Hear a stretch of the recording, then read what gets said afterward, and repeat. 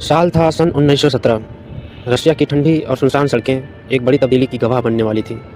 एक तरफ तसार का महल था, तसार यानी राजा, और दूसरी तरफ भूखी जनता। सदियों पुराना साम्राज्य राख होने वाला था और एक नया इतिहास लिखा जाने वाला था। एक ऐसी कहानी जिसने पूरी दुनिया को दो हिस्सों में बांट दिया, कम्युनिज्म और कैपिटलिज्म। इस कहानी के दो मेन कैरेक्टर्स हैं। पहले व्लादिमीर लेनिन, जिनके पास एक बड़ा विज़न था, और दूसरे जोसेफ स्टालिन, जिनके पास एक लोहे जैसी विल पावर थी। लेनिन ने कार्ल मार्क्स के सपनों को हकीकत में बदलने की कसम खाई थी। जब वो एग्जाइल से वापस रसिया लौटा तो उसने एक ही नारा दिया कि हमें शांति, भूमि और रोटी चाहिए।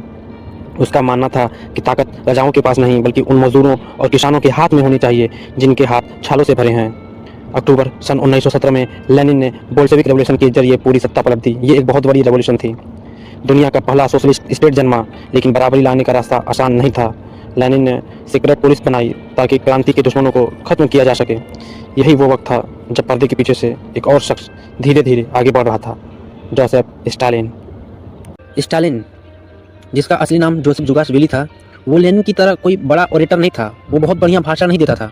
वो था एक मास्टर ऑर्गेनाइजर। जब बड़े नेता भाषण दे रहे होते, स्टालिन पार्टी के दफ्तर में बैठकर फाइलें तैयार करता था।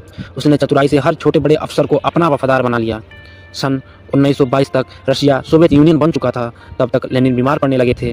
उन्हें एहसास हो गया था कि स्टालिन बहुत खतरनाक हो चुका है। लेनिन ने अपनी लास्ट विल में साफ लिखा था, स्टालिन को उसके पद से हटा दो, वो बहुत क्रूर है। लेकिन अफसोस, तब तक स्टालिन इतना मजबूत हो चुका था कि उसने उस चिट्ठी को जनता तक पहुंचने ही नहीं दिया।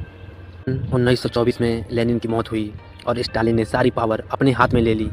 स्टालिन ने रशिया को एक गरीब खेतीहार देश से बदलकर एक इंडस्ट्रियल सुपर पावर तो बना दिया, लेकिन इसकी कीमत करोड़ों लोगों की जान थी। उसने कलेक्टिवाइजेशन के नाम पर किसानों की ज़मीनें छीन ली, जिससे भयानक अकाल पड़ा। इस दौर को द ग्रेट पर्ज कहा जाता है। स्टालिन ने न सिर्फ अपने दुश्मनों को बल्कि अपने पुराने दोस्तों और लेनिन के वफादारों को भी मौत के घाट उतार दिया। हर वो शख्स जो उसके खिलाफ था, उसे लेबर कैंप्स में भेज दिया गया। वो एक ऐसा नेता बन गया जिसे फादर ऑफ नेशंस कहा गया, मगर जिसके हाथ अपने ही लोगों के खून से रंगे थे। लेनिन ने जो बीज बोया था, स्टालिन ने उसे एक विशाल मगर जहरीला पेड़ बना दिया। एक ने सपना दिखाया, दूसरे ने उस सपने को एक लोहे की जेल में बदल दिया।